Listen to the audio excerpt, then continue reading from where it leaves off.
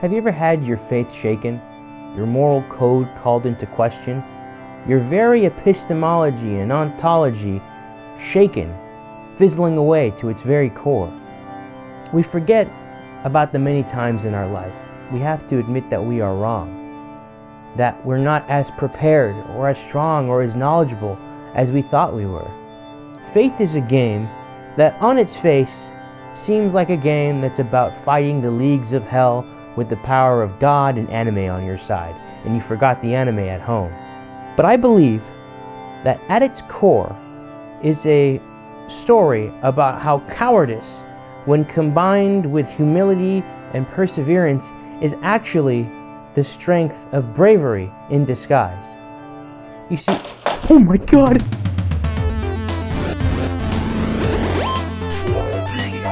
You ask yourself why you were in this rut when you hear an answer back. Is the advocate?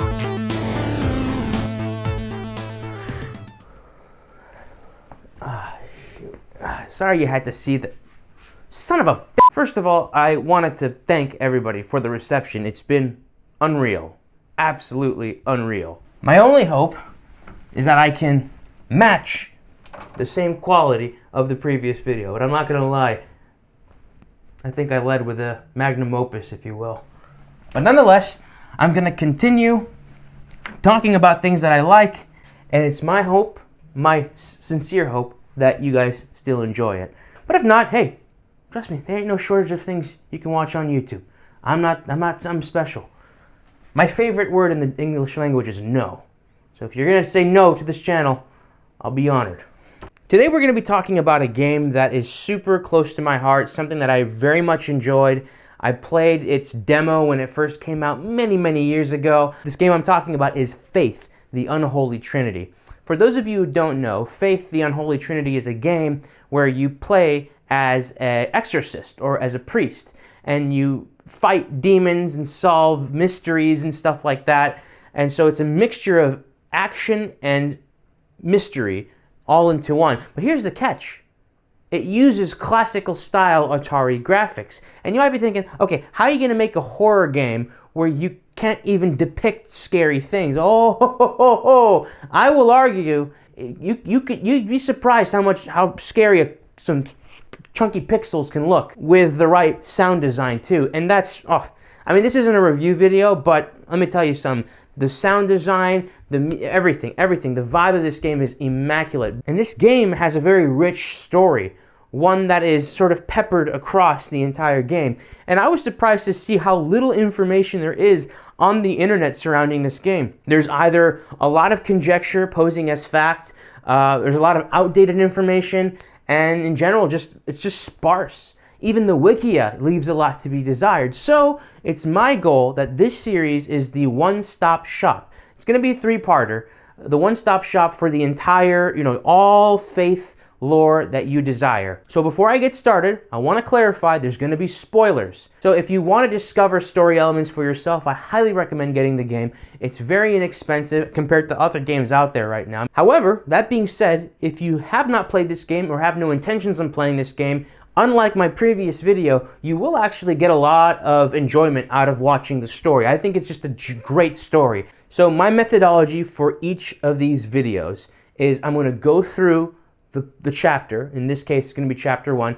Play through it like any normal player would. I'm just going to do a little bit of light exploring and going over the notes and the story as we go through it. And at the very end, we're going to go back and go over all the notes and all the details that I would have missed in that first playthrough. And I went out of my way to get all the notes for chapters 1 and chapter 2, and I'm working on chapter 3 as we speak right now. This is all in effort to compile as much lore into this series as possible.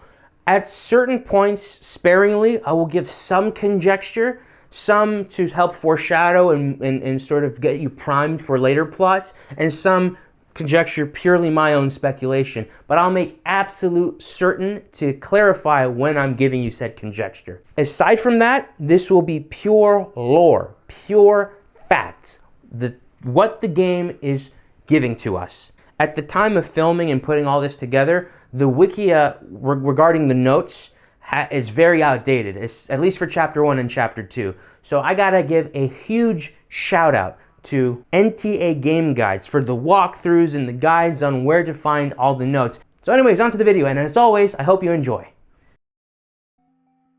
We see our main protagonist, Father Ward, driving his gray sedan on Snake Meadow Hill Road on his way to the Martin household. The last time he's been there was for the failed exorcism of Amy Martin on September 21st, 1986, a year ago. He's returning to finish what he started, and what he's about to do is not approved by the Vatican. I have to finish what I started. What I am about to do has not been approved by the Vatican. We pull off the side of the road and bound north for the Martin household. On our map, we see there's 3 other landmarks we can visit, so it's probably best we check these out to make sense of where we are in this labyrinthine forest. We head west to find a dying tree. Exorcising it reveals Note 3, written by Cindy, the matriarch of the Martin household. In this note, we are informed that this tree was once Amy's favorite tree, but its dying hasn't been of any concern to her because she has been preoccupied with her work at the clinic. But something about this work at the clinic is warranting ugly looks from members of Cindy's book club and complete ostracization from her religious friends. We will keep this clinic in mind. We make our way back to the northbound path until we are suddenly accosted by a 4-legged, white humanoid crawling towards us. He screams at us, "Run, run, run." But when we hit him with the cross, he says, "Cochino." We will keep this creepy demon in mind. We continue north to find a well. Exorcising it reveals Note 2, a birthday invitation for Nate and Jason, the twins of the Martin household. We will keep this birthday invitation in mind. We go north one screen and east another to make our way towards the shack, the last landmark before the Martin household. On our way, we find what looks to be bones. Exorcising the bones reveals Note 5, a letter written by Cindy to Bob, her husband and patriarch of the Martin household. The twins came home from playing with blood all over their hands. This blood came from a dead deer. Cindy, noting the gruesome sight, chalks it up to coyotes. Cindy also briefly mentions Amy lamenting being homeschooled. One encounter with Flaquito Blanco later, and we find ourselves in the shed. In front of it is Note 8, written by none other than Father Ward. At this point, I want to clarify that at some moments in the game, when we find notes, they will be relevant to the location that they are found in, but sometimes you'll find a note that is completely unrelated. In this case, we find the note in front of the shed, so it has something to do with the shed. That is the shed it's talking about. This is an account of when he first stepped foot on the property that fateful night, alongside his superior, Father Allred. This shed was considered by Allred to be ideal for the rite of exorcism, yet the parents insisted that it be done in the house, against Father Allred's advice. The reason for this advice being that the exorcism will be intense. It will even seem harmful for the person having the rite done to them, and it will certainly cause distress to nearby family members. But nonetheless, they had it inside the house. We enter the shed and find a key, but out of the corner of our eyes, we see something move in the window. Prepared, we ward off the white monster once again in a failed ambush. Finally, we approach the Martin house, but in the corner of our eyes, we see something in the dilapidated window. Is this Amy or just our past haunting us exclusively within our own mind? In the foyer, we see a family portrait of Amy, Bob, and Cindy, no twins in sight. We also pick up Note 10, where we get a confusing account of the exorcism. In the first paragraph, it says that Amy was restrained in the basement, but in the second paragraph, it says he met her in the attic. We will eventually come to find out that the exorcism started in the basement, but ended in the attic. But this isn't the end to the confusion and contradictions in Father Ward's accounts of that fateful night. We go left to enter the master bedroom to find the gray silhouette of Amy lingering behind us in the reflection of ourselves in the mirror. And speaking of gray, in a rare occurrence, if you go up into the room, the TV room or living room, you could see a gray man peering in through the window. Anytime you ever see the gray man in chapter 1, if you approach him, he does this little waddle run and he does this little ho ho ho ho ho as he runs off. We will keep this gray man in mind. The light's making this difficult. Hold on, some insider baseball's going on. I have to finish what I started. Yeah, that doesn't fix anything. In the kitchen, we find a drawing of a black monster grabbing the head of somebody in a red robe. The drawing is signed by Nate, one of the twins. We go upstairs to find the twins' bedroom. To the left is Amy's bedroom, where we find 2 notes. Note 14 is lying on the floor at the desk, which is Father Ward's account of the final standoff that fateful night. He mentions freezing air, a common sign of demonic presence. Father Ward mentions experiencing deception. In the religious world, when somebody uses the word deception, it's typically to describe when something, in this case a demon, uses information or actions to shake one's faith or shake one's resolve. For example, in the note, Amy mentions Father Ward's mother's name, something she shouldn't know. Even though Amy is saying something that is true, which is the mother's name, it's being used to shake Father Ward's faith, to make him feel weak or intimidate him. This is what priests will typically refer to as deception. On top of the dresser to the right, we see a doll, or it's supposed to be a doll, Atari graphics. Exorcising it reveals note 15, an account of Cindy's mentioning Bob sending over a doll from where he's stationed. We will come to find out that Bob is stationed in Nicaragua, but because the doll is weird, as Cindy says, Cindy thinks he must have been stationed in the Middle East. So she plans on asking her friend Anish for more info on this doll because, and I quote, she looks like she could be from there. Wow, who writes this stuff? Jordan Peele? What's so funny to me is Anish is likely a Hindi name. So Cindy is going to ask somebody of, again, likely Indian origin about a doll that she thinks is Middle Eastern because it's weird, when the doll is actually from Nicaragua. I guess that world map in the twins' room is just for show. Also, goes without saying, we will be keeping this doll in mind. We enter the upstairs bathroom to find note 13, another account of Cindy's, mentioning voices being heard outside at night, the house feeling distorted, stilted, tilted. She uses a bunch of different adjectives. And Amy's condition is getting worse. Cindy's reasoning for why she can't take Amy to a doctor is because she doesn't want to leave the twins home alone. She also mentions the phone not working throughout the day and misplacing her car keys.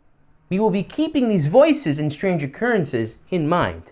But before we move on, here's some conjecture. We know that Mrs. Martin's feelings about Amy are likely valid, but I can't help but feel that much of that last paragraph is coming from a kind of a totally separate psychosis. Like Mrs. Martin is losing her grip on things. Now, the source of this could be maybe her own vulnerabilities, mental health-wise, or it could be that these voices, or the people that these voices belong to, are somehow spiritually or mystically attacking Miss Martin.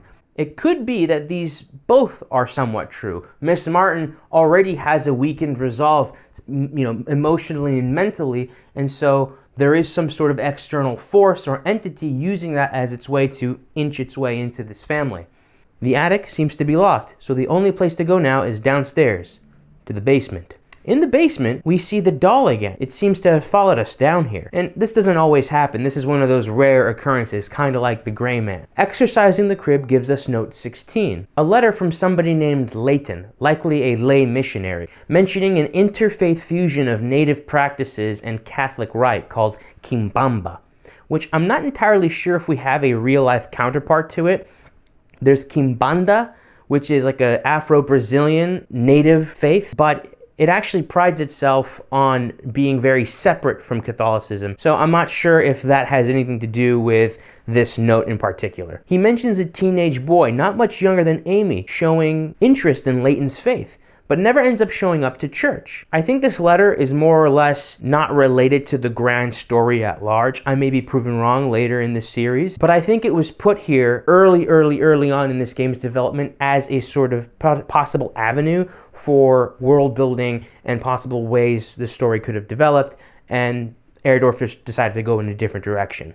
We find some creepy mannequins and go to the next room to find the site of the initial exorcism, the failed exorcism of Amy Martin. We find note 17, an account from Father Ward confirming having the rite take place in the home so close to the family has led to complications. The Martin parents wandered into the basement. It seemed the demon possessing Amy was feeding off of her parents' fear, further complicating the rite. Father Ward leads the parents upstairs, and when he returns, Father Allred is knocked out, with Amy nowhere to be found. Seems oddly tame for a demon.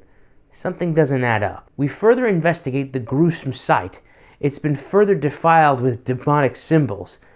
In fact, we see some demonic symbols appearing before us, even coming for us. We duck, we dive, Atari style, evading this pursuit. The mannequins have been moved around. There's this sheet missing from one of them. We are repeating that fateful night over again. No, not this time. I have to finish what I started. Father Ward carries his cross, and like Simon of Cyrene, we are there to help him bear it.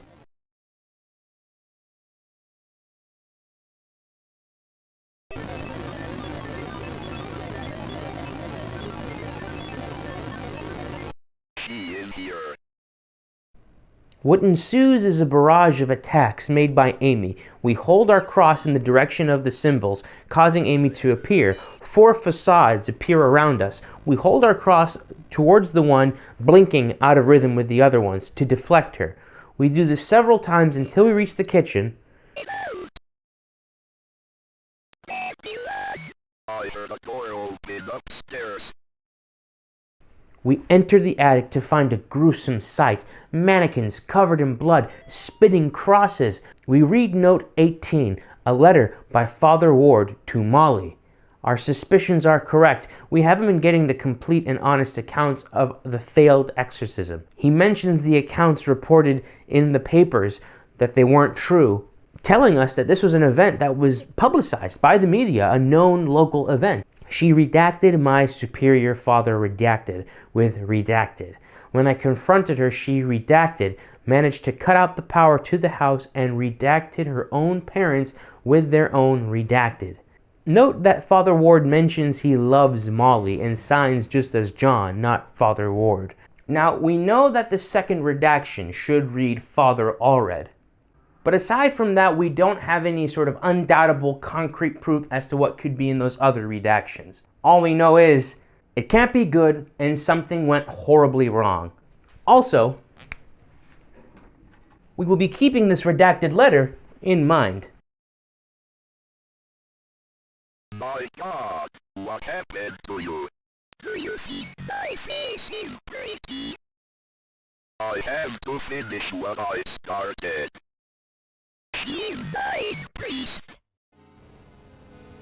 We begin to exorcise her with the cross.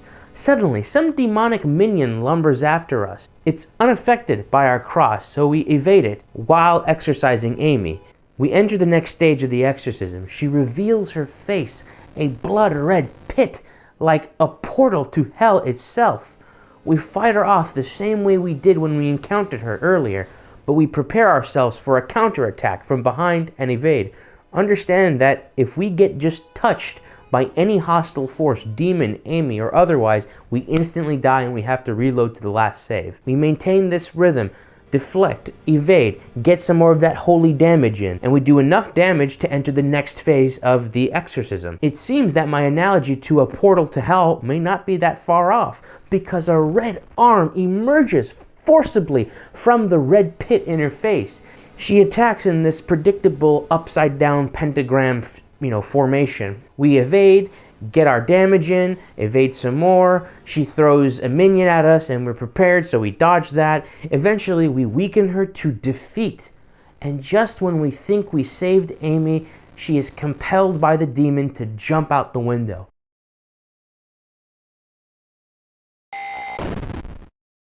Triumphant, but also defeated, we walk down from the attic, we enter the foyer once again, and we find a rifle. In backwards writing it says, "Kill her."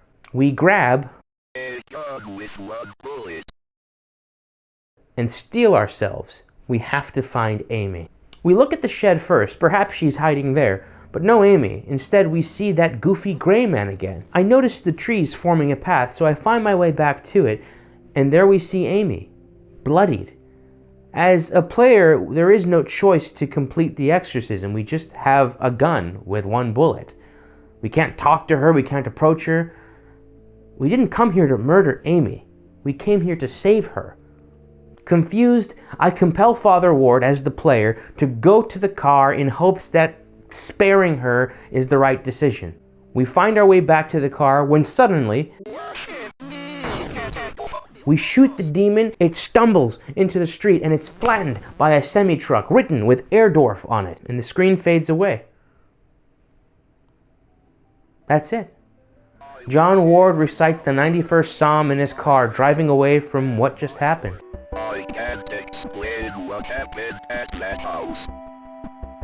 I can only have faith that I did the right deed.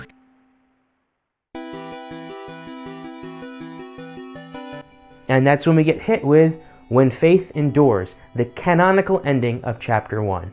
Every ending has an associated note. So the note associated with the When Faith Endures canonical ending, we get a note regarding the chupacabra, the demon that we just bested. The remains of that demon are found, and it's referred to by the public as the chupacabra. Experts refrain from classifying the genus of this specimen, but did mention that it was hairless, anemic, and suffered from rickets, a vitamin D deficiency that appears in animals and children who don't get any sort of sunlight. And here's the information from the notes that I missed during this particular playthrough. Note 4 is an account by Cindy about adults lingering around the Martin property, and something just didn't sit right with her about these folks. These people will become very apparently relevant even within this chapter, as we explore the other ending. If you defeat the white demon several times before entering the Martin house, it will drop note 9, a letter addressed to a Father Garcia by Cardinal Gifford. Cardinal Gifford is demanding that Father Garcia release somebody named Michael back into the care of his parents. Father Garcia, you are hereby instructed to release Michael Davies from your care and return him to his home immediately. Mr. and Mrs. Davies have already been contacted by our office. A representative of the church is currently en route to their home to discuss compensation in return for their discretion. You will meet our representative there and accompany him back to Rome. Cardinal Gifford. Was that demon Michael? Why else would this demon drop this note? Note 6 is a letter addressed to Bob Martin, remember, the father of the Martin family, regarding the local historical societies having trouble deciphering the etchings on the gravestones located on the Martin property. You've passed by quite a few of them in your initial playthrough. Just like the message from Leighton, as far as I can remember, this Connecticut Historical Society doesn't become relevant in the storyline. I think this was just one particular opening that the writer or the Erdorf or the developer wanted to open for themselves to develop in case they needed to create some more story. Now, if you collect all notes in a playthrough, you get one more note towards the end, note 19, and it seems to be a heavily redacted instruction to opening a portal. Perhaps the bottom of the page titles this ceremony as the second death. And finally, if you use the gun to shoot the mirror in the master bedroom, you will break it open and a demon will pull you in. After defeating it, you will get note 20. October 23rd, 1986. This is 30 days, roughly 30 days after the failed exorcism of Amy. Dear Dr. McLaughlin, it has been 30 days since the beginning of my treatment here at Yale Psychiatric Institute. Dr. Spinell, who has been so patient with me, has helped me understand my afflictions and has helped me find a way to move forward and accept the truth. With Dr. Spinell's help, I have come to accept what really happened in September at the Martin family residence. I accept that what happened was not the result of any supernatural phenomenon, but rather the desperate actions of a young girl driven to violence by her dogmatic parents and old church rituals that are thought to drive out evil. I am happy to report that since accepting the truth, my nightmares have ceased, and I now enjoy peace of mind that I have not yet felt since the incident. Given my progress since first coming here, I respectfully request my release from Yale Psychiatric Institute, contingent upon follow-up appointments with Dr. Spinell in the future. Sincerely, John Ward. There are a few inconsistencies that are in here. Some won't be apparent until Chapter 2, but I will point out right now that the Martin parents being hyper-religious and John Ward not having any more nightmares are to be scrutinized in the next chapter. You might think, how the heck did Father Ward convince the psychiatric facility to release him? Well, this letter must have been convincing enough, because to this day, people have still, in my opinion, misinterpreted this as some super secret hidden hint that this is all a dream or all a psychotic sort of thing going on within the mind of Father Ward. There are 3 other endings that are relevant to our story. If we shot and killed Amy, the ending scene will be of Father Ward being pulled over by the police. He confesses to killing Amy, mentioning a demon inside of her.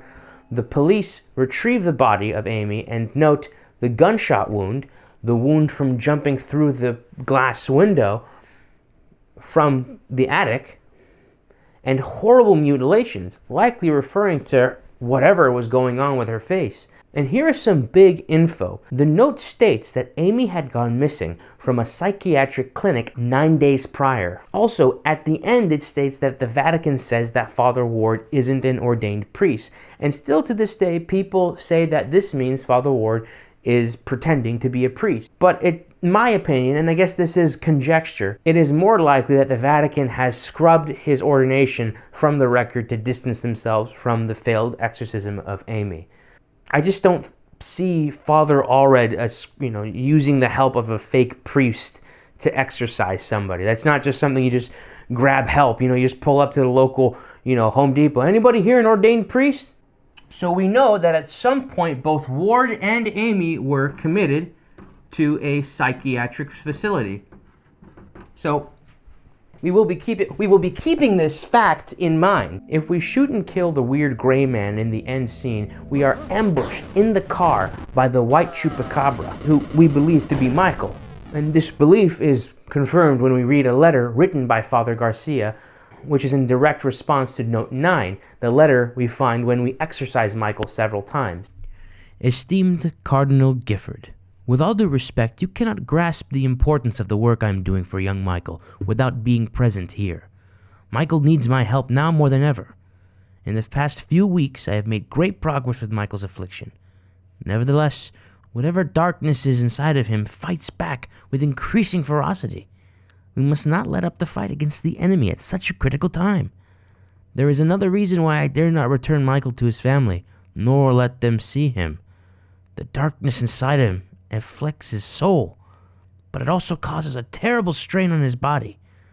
So that there may be no mistaking what I mean, I have enclosed a photograph of young Michael during one of our sessions. The photograph is missing. So the gray man is Father Garcia, and the creature is actually Michael, just severely deformed by the demonic possession. And lastly, I didn't bump into it on this playthrough, but there's actually a ritual sacrifice site with a fox corpse.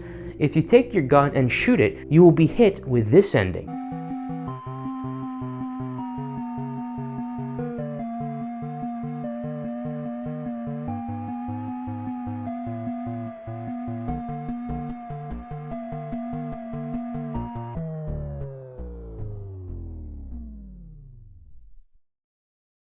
If you already beat the game, that trident should be very familiar to you. The way he holds the trident and wears those robes is just full of the exaggerated swagger of a human like you and me. I just get goosebumps every time. Stupid. These robes remind me a lot of that drawing we find in the kitchen. It seems that Cindy may have been more on the mark than I gave her credit for. There's certainly a cult taking sinister interest in this family. And like with all the other endings, we receive a note unique to this one. Hello, Amy. I'm sorry to hear about your parents' decision.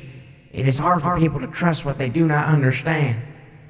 I know you're only 17, but you are clearly an adult, and you are able to handle your own life. Do not let your mom and dad stop you from following your dreams. If there's anything I can help you to do, you just let me know. We're having a get-together at the clinic on Saturday night, and I would love for you to stop by. We still consider you a part of the team, even if your mom and dad do not. We hope to see you there, Gary. The red is very sinister and reminds me a lot of the red ink in Note 19, the second death instruction. With the previous cutscene and Gary using major cult grooming tactics, I think it's pretty safe to say that this Gary is the leader of this group and that it is somehow connected to the clinic that Amy is working at. Or I should say that in past tense, worked at. You'll find that I have a really hard time with present, past, and all that kind of tenses. I'm working on it. So with this information, we know that the demon's name is Michael, in association with Father Garcia, which is the gray man, and the voices and strange occurrences likely are coming from this red robe cult, and somehow through Gary are associated with the clinic. Right now I'm just operating on the fact that we get the letter from Gary at the end of the cultist ending, and the letter itself is written in red. We're onto something here, don't worry. To tie a neat bow around the chapter, let's briefly go over the story so far. There are some blanks in information that I will be pulling from minor details in future chapters. This is to clean up less important plot points to make room for more central plot points and big reveals in the later chapters. For example, very shortly into chapter 2, we learn about the occupations of the Martin parents. So I'm going to include them in this sort of wrap-up for the reasons I just stated. In summary, the Martin household is made up of Bob, Cindy, Amy, and the twins Nate and Jason. Bob is a Navy SEAL. Cindy is an accountant / stay-at-home mom. Amy volunteers at a clinic, specifically one that provides abortions and other prenatal care. With the gravestones with odd etchings, strange people wandering about on the Martin property, Bob sending that strange doll home, and Amy working for this very sketchy clinic, it seems like there's just this big demonic Batman symbol just floating above the Martin household. At some point, Amy's condition gets worse. We don't know for sure what caused it or when it started, but it started quickening sometime before Bob was set to return home from his station in Nicaragua. Father Ward and his superior, Father Allred, arrived to the Martin household on September 21st, 1986. Against Father Allred's advice, the parents insist on the rite of exorcism taking place in the home.